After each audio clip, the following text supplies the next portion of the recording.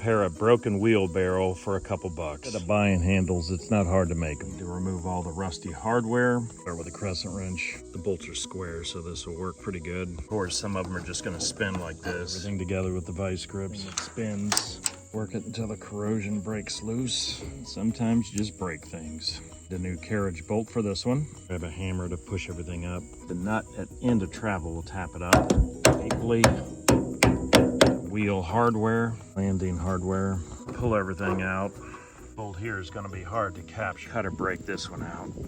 Get everything with the saw. Cut the sections off, but I don't want to lose the length so we can make the new part. Twist it and then remove it.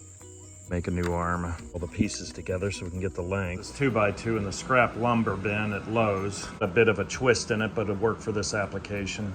At the length, line up the holes where all the holes are gonna go. And a drill bit that's gonna match the center punch to mark each hole.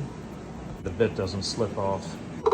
And drill all the holes. Put a little bit of a handle on it. New arm is gonna be a little bit thinner so we won't go as dramatic. Stops and starts here.